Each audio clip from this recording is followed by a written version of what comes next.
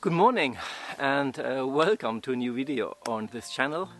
And today I'm here with my photo hide in the forest, and today I'm going to test out for the very first time my new camera, the Canon EOS R5. I finally got it. Since this camera was released, I really wanted this camera, but it's quite expensive. And I had to save some money, and actually I had to sell one of my other two cameras. If you have seen my other videos, you know that I'm using the 1DX Mark II and the EOS R. And I'm actually going to sell my 1DX Mark II. I know that have the 1DX Mark II and the R5 in my camera bag would be a really great combo, but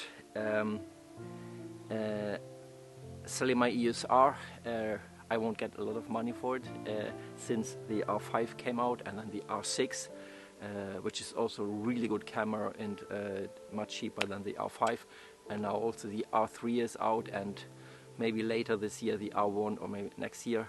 So the EOS R dropped quite a lot on value on the used market, so I will get a lot of more money for my 1DX Mark II. On the other hand, if you look at Canon and all the new cameras they release are mirrorless cameras, all the new lenses they release. Oh, sorry. Oh, there's a bullfinch. Okay, sorry. And all the lenses they release are mirrorless lenses. So it looked like that Canon goes completely over to the mirrorless system. And I think it's then also time for me just to switch over completely to mirrorless. So I will sell my 1DX Mark II. A little bit heartbreaking, I might say. It's the 1DX Mark II is a really great camera. It's a working horse. You can drop it down and it will still work. But the 1DX Mark II is very heavy. Oh, sorry. There are all these small birds here. I haven't filled the bird feeder and didn't lay out any nuts, so they are a little bit angry with me. But soon they will get some nuts. But anyway, because I'm not sure where I actually stopped. Yeah, the 1DX Mark II is a workhorse, but it's quite heavy, big, take a lot of space in my camera backpack, and also the batteries are quite large. So with this one, I get a little bit better space in my camera backpack.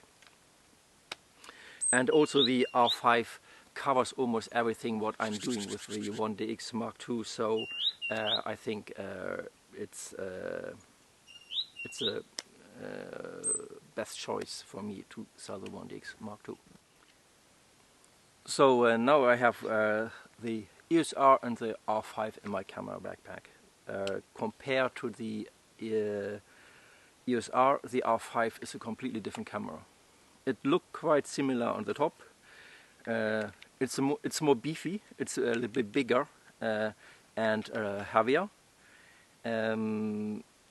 But on the back side you really see big changes. The buttons are completely different. On the EOS R you have this touch bar, which is completely hopeless. And but now you have this wheel, you have this joystick. So it's really look like the older 5Ds from Canon. So I love that. So I think it works very fine. What I'm always doing when I buy a new camera, first, I read the manual. The manual for the R5 is over 900 pages. I don't read every page because I don't need to read how to charge batteries, how to change batteries, how to change memory cards. I might go in, just read memory cards or a certain kind of different memory cards I can use here. And then I go roughly through the manual and just checking all the new features in this camera and the small changes in the older features from previous cameras. And then I do customize my camera from the menu, the buttons, the function of the different buttons, back button, focus, and so on, that I can customize my camera for my use. And then the other thing I do is that I very often, when I'm sitting and watching television, I have the camera in my hand and just try to find the buttons with my thumb, with my fingers, to see if I know where the buttons are, so that I get a little bit used to it, and that I'm able to change settings quite quick, and not to so I don't need to look at the camera just to do all the changes. That's for me very important as a wildlife photographer, because I can see a small bird on a branch, and if I then know I have the wrong settings, I need to do some changes. If I take down my eyes on a camera and try to do some changes here on the camera, and then watching up, the bird might not sitting anymore on the branch, but he might sit on the other side, on the other tree. But then I have to look and find him again, and then it might be already too late and the bird is gone. If I can always follow with my eyes the bird and do my changes on the camera and put up the camera, it will be much better for me. So that's just for the beginning. I don't go through all these features because this camera has been out for quite a long time, and there are many other people out on YouTube which are much better to explain all the features than me. But today, now I'm going into my photo hide. It's not to get great pictures today. It's just to check out and testing my camera and get used to my camera. So now I just fill some seeds and nuts and going into my photo hide and see what happens today.